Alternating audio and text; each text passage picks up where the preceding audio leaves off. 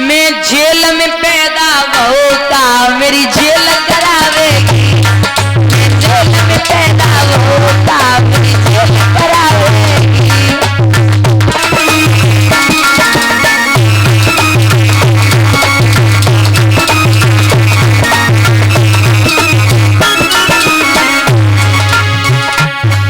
ये मुझको कहते हैं बंसीधर, बंसी को बजवैया, पूतना मारी हमने कंस दुष्ट जगवैया, मैंने पूतना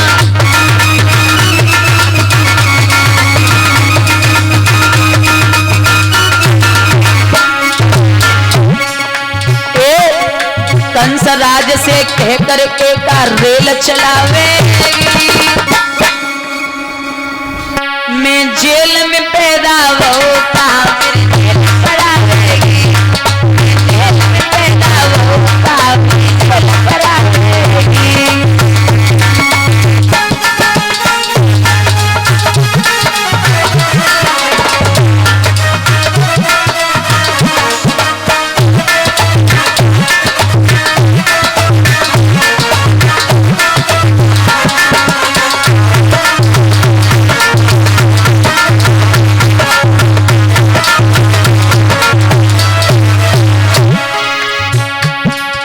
मुझसे कहते हैं बंसीधर, बंसी को बजवैया, बहन पूतना मारी हमने कंस दुष्ट जगवैया।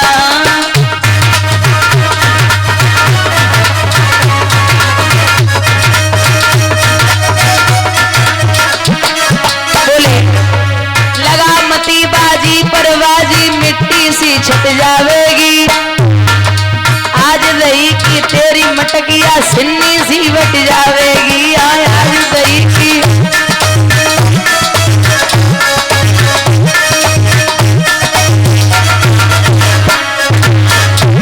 और एक बात बता, ये जाता ना से बचाए कहाँ तू सेल लगावेगी, मैं जेल में पैदा होता मेरी जेल करावेगी।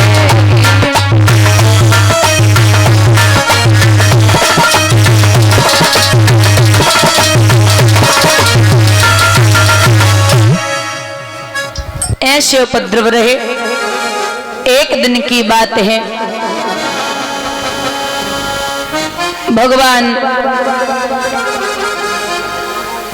कन्हैया से क्रोधित भोजराज कंस परेशान है, तो बाबा नारद का पदार्पण हुआ। बाबा नारद पहुंचे, कंस गद्दी से नीचे उतरा, ये श्रीमन आपने बड़ी कृपा की जो दास के दरवाजे पर पधारे हो। बाबा नारद बोले, अरे राजा, ओ कंस राज, तेरी दिन दिन क्यों दशा बिगड़ती जाती है, और दिन है बसंत के खिलने के पर कली सिकुड़ती,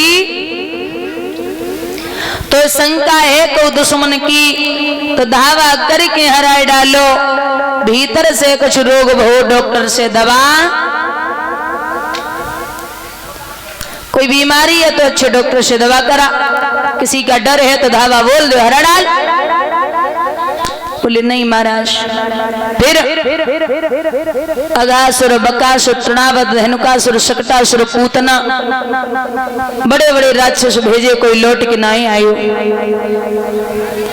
बाबा नारद बोले, तू हम पे कितना भरोसा करता? बोले बहुत महाराज। बोले तो पत्र लिख दे, और उस पत्र में लिखना कि हे यादवों के बाबा नंद, हमें काली देह से 2 चबरियां कमल के पुष्प चाहिए, और काली देह से कमल के पुष्प ना आए तो तू सारी यादव बरादरी को जेल में डाल देना। और काली देह में अंदर जाने की किसी की हिम्मत नहीं है, क्योंकि उसमें कालिया नाग रहता है। और बुजुर्गों, ये जो कालिया नाग है ये कद्रू का पुत्र है। कालिया नाग कद्रू का पुत्र है। ये यमुना जी में इसलिए आया था, इसे एक बार की बात, जो हर अमावस्या को एक सर्प की बलि दी जाती थी गरुड़ जी को। हर अमावस्या को जो भगवान के पार्षद हैं गरुड़ जी, उनको बलि दी जाती थी। तो ये कालिया नाग को पता चला, इसके 7 फन थे, पता चला कि वो बलि गरुड़ को दी जाती है, तो अमावस्या आने से 2 दिन पहले ये सर्प को मार देता था, इसकी बलि जाती थी। ये गरुड़ जी को पता चला कि ये सर्प मार दिए जाते हैं, तो गरुड़ में और कालिया नाग में भयंकर युद्ध हुआ। इतना हुआ कि गरुड़ जी ने अपने पंखों के वेग से कालिया नाग को परास्त कर दिया। ये मौत के डर से वहां से भागा, यमुना जी में पहुंचा। तो पीछे पीछे गरुड़ जी, सौवर ऋषि ने कहा कि अगर आप अंदर गए, ऐसे गरुड़ जी के पीछे पीछे गए, तो कदम रखते ही आपकी मृत्यु हो जाएगी। जो ये कालिया नाग ने सुना तो वो तो प्रेम से रहने लगा। गरुड़ जी वापस आ गए रमणक द्वीप पे। तो यहाँ इतना जहरीला सर्प, इतना विषैला पानी हो गया, अगर कोई पक्षी पी ले उसकी भी मृत्यु हो जाए, कोई गाय पी ले तो उसकी भी मृत्यु हो जाए, अब अंदर मनुष्य कैसे जाए।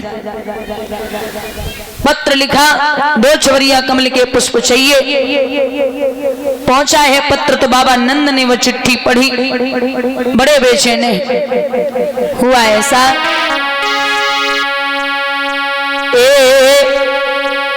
खोली पढ़ी बाबा ने भैया पाती,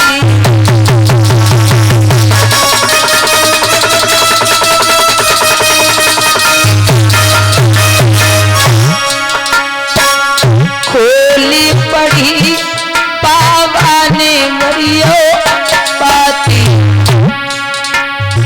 अरे यकी दादा तन लागी छाती,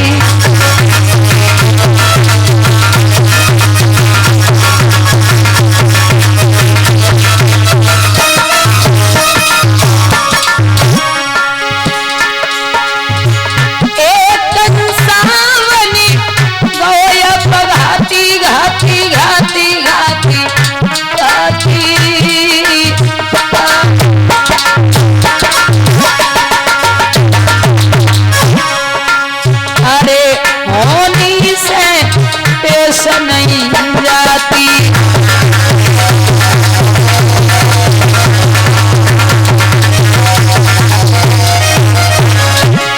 चला विपत्ति में विपत्ति, विपत्ति में विपता, विपत्ति में मेलो रे कंधा दे जाए। विपत्ति में भैया बात ना पूछे, नातेदार रे पीठ दे जाए।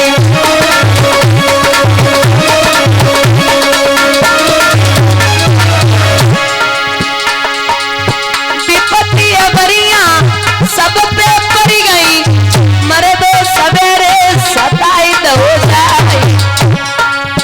विपत्ता पड़ गई के शिव शंकर पे, जब वसमा सुरु परियो पिछारी।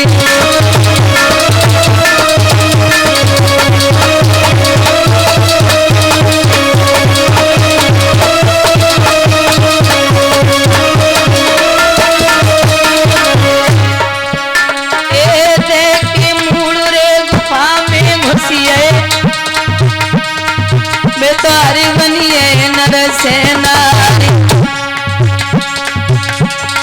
जो बनवारी के होते नाइने, बेटा तो बंसरे दिगंबर क्यारी।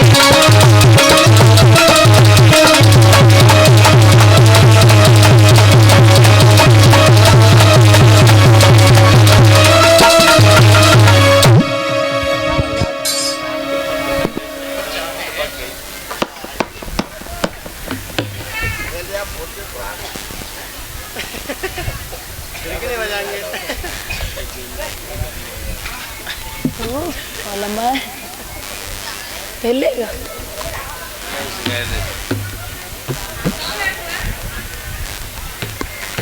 भैया यहाँ मैया ने वो पत्र पढ़ा तो बैठ के रोने लगी, बड़ी परेशान है। तब तक भगवान पहुंचे, बोले मैया हमें माखन रोटी दे दे, खा ले लाला, आज अंतिम दिन है माखन रोटी का। भगवान बोले माँ ऐसा कौन सा पहाड़ टूटने वाला है जो माखन रोटी छूट जाएगी? अरे तू ना जाने हम्मी और बलराम भैया में कितनी ताकत है।